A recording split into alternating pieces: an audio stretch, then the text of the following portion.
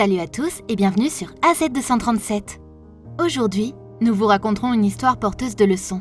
Une histoire qui raconte la frustration d'un enfant qui n'a pas reçu beaucoup d'amour de la part de ses parents. Avant de commencer, voici la question du jour. L'arbitre me donne, le déménageur me porte. Qui suis-je?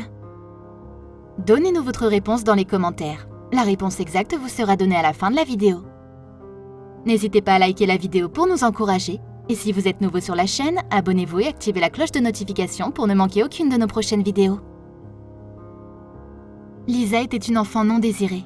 Elle naquit alors que ses parents venaient juste de terminer leurs études universitaires. Malheureusement, ils perçurent la naissance de l'enfant comme un énorme obstacle à leur bonheur. Ils aspiraient tous les deux à de grandes carrières professionnelles et n'y arrivaient pas à cause de cet enfant inattendu. Les grands-parents décidèrent alors de s'occuper de leur petite fille. En fait, c'était eux qui avaient insisté pour que l'enfant naisse, car ils étaient contre l'avortement. Le temps passa, et finalement les jeunes parents réussirent à trouver de bons emplois et à s'installer dans un appartement. Ils récupèrent leur fille Lisa chez ses grands-parents, et elle commença à vivre avec eux. Cependant, elle ne recevait pas l'amour et l'attention que tout enfant mérite. Ses parents ne faisaient pas attention à elle. Ils avaient créé leur entreprise. Les choses allaient si bien pour eux qu'ils engagèrent une nounou pour s'occuper du bébé. Les deux parents préféraient consacrer plus de temps au travail qu'à leur fille. Cependant, quand Lisa eut 5 ans, sa mère tomba de nouveau enceinte. Cette fois-ci, c'était une grossesse désirée. Ses parents attendaient la naissance de leur deuxième fille avec impatience. Lorsque naquit la sœur de Lisa, Véronica, tout le monde était très heureux. Les parents adoraient le bébé et lui prêtaient toute leur attention. Malheureusement, les grands-parents n'eurent pas l'occasion de voir leur deuxième petite fille car ils moururent avant sa naissance. Lisa regardait la situation et se demandait pourquoi sa sœur recevait tout mais pas elle. À son âge, elle pouvait déjà tout comprendre et elle était une enfant très indépendante.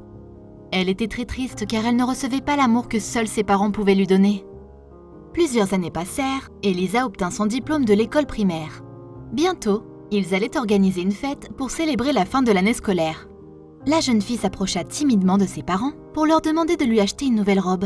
Ils lui donnèrent un peu d'argent avec mécontentement en ajoutant « Pourquoi demandes-tu constamment des choses?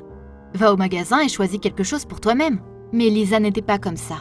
Elle demandait à ses parents de lui acheter quelque chose très rarement et depuis sa tendre enfance avait toujours été une fille pudique et réservée.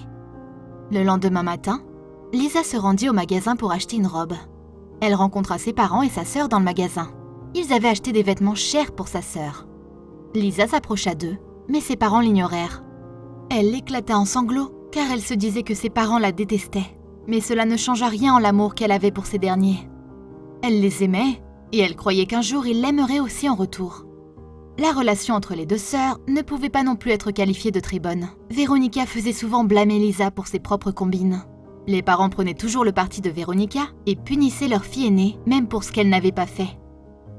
Les années passaient, Lisa devait prendre soin d'elle-même et Véronica grandissait aussi. Véronica était gâtée et arrogante. Lisa obtint son diplôme avec mention et reçut une bourse pour étudier dans une université d'une autre ville. Elle paya elle-même son modeste loyer. Ses parents pouvaient l'aider à entrer dans une bien meilleure université et lui louer un bel appartement, mais ils ne voulurent pas le faire.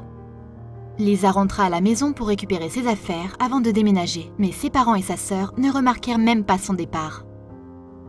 Lorsqu'elle partit, sa mère l'appela quelques jours plus tard pour lui demander où elle était. Elle répondit « Maman, j'ai dit que j'irais dans une autre ville pour aller à l'université. » Mais la réponse de sa mère la frappa. « Vu que tu ne vivras plus avec nous, puis-je donner ta chambre à la domestique ?» Elle réalisa qu'elle n'aurait plus sa propre chambre à la maison. Elle répondit juste « Maman, j'accepte tout ce que tu fais. Je t'aime. » 5 ans plus tard, Véronica obtint son diplôme de fin d'études secondaires. Ses parents durent payer des cours particuliers avec des tuteurs pour qu'elle puisse passer ses examens. Ils payèrent même une somme importante dans l'une des universités les plus prestigieuses du pays et elle fut acceptée. Après que Lisa ait quitté la maison, elle ne voyait presque jamais ses parents et sa sœur. Elle leur rendait visite à peine 1 ou 2 fois par an. Chaque fois qu'elle y allait, personne ne l'attendait. Et très souvent, il arrivait que personne ne soit à la maison. Mais ses parents et sa sœur lui manquaient toujours. Lisa obtint enfin son diplôme et fut l'une des meilleures étudiantes de l'université. Et immédiatement après la fin de ses études, une grande entreprise lui offra un emploi bien rémunéré. Lisa réalisa finalement que tous ses efforts n'avaient pas été vains. Elle faisait désormais partie de l'équipe de spécialistes qui se rendaient dans d'autres pays pour travailler et promouvoir les services de l'entreprise. Elle gagnait très bien sa vie. Tout se déroulait parfaitement bien dans la vie de la jeune fille, malgré la relation avec ses parents, ou plutôt l'absence de la relation. Mais bientôt, Lisa découvrit que ses parents étaient au bord de la ruine.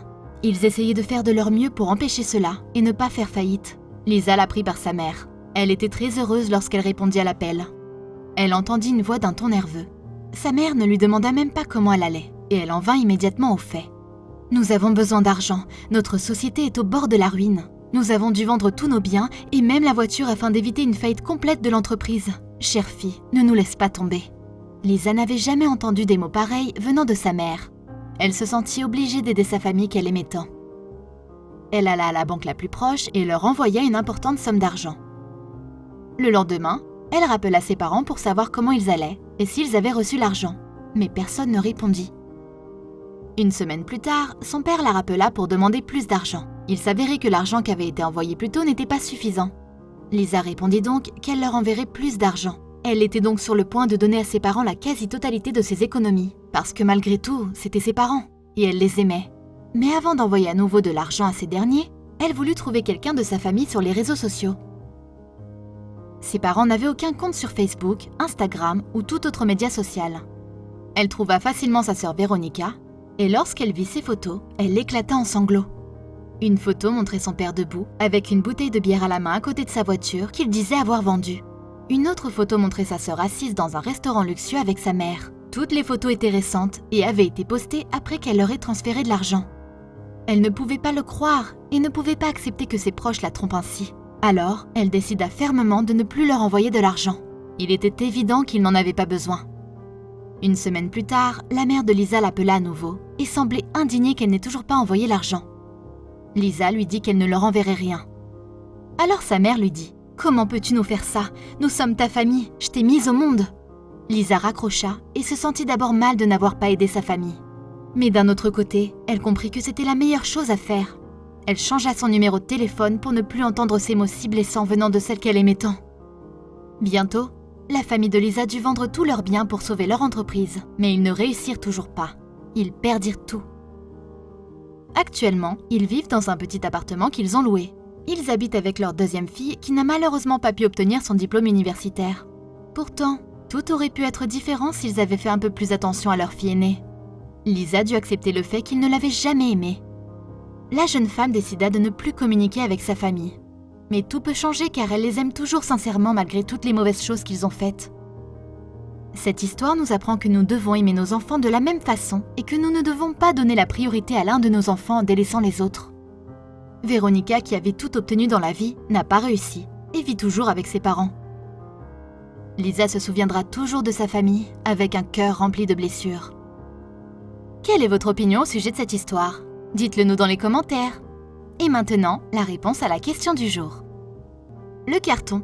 En effet, l'arbitre donne un carton jaune ou rouge et le déménageur porte des cartons. Bravo à tous ceux qui ont trouvé la bonne réponse. Nous voici arrivés au terme de cette vidéo. Merci de l'avoir regardée jusqu'à la fin. Surtout, n'oubliez pas de la liker et de la partager avec vos amis. À très bientôt sur AZ237.